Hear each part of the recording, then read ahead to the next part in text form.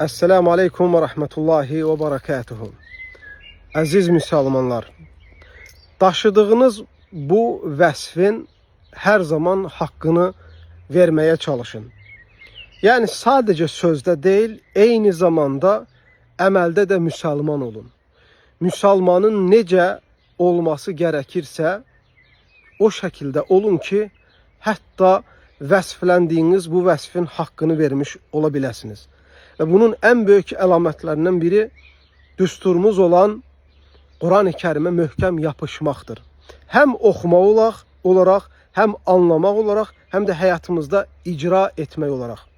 Əksi təqdirdə bir müsəlman buna riayət eləməzsə, Quran-ı Kərimdən bəlkə də üz çevirmiş olan qismlərdən ola bilər. Dahhak ibn Muzahim rahimehullah, Peyğəmbər s.ə.v-in əmsi oğlu Abdullah ibn Abbas radiyallahu anhumanın tələbələrindən olan biri deyir ki, gün gələcək ki, insanlar Quran-ı Kərimi elə yerə qoyacaqlar ki, üzərində örümçəklər tor quracaq. Yəni istifadə olunmaz hala gələcək və ondan faydalana bilməyəcəklər. Və bu da bir müsəlmanın düşə biləcəyi, başına gələ biləcəyi ən böyük müsibətlərin əlamətlərindən biridir.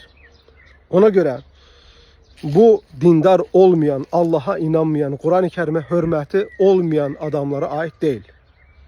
Bu məsələyə müsəlmanlar diqqətlə fikir verməlidir.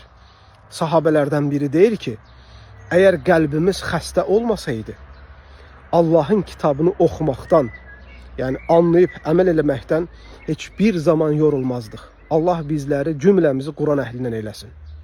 Esselamu Aleyküm ve Rahmetullah.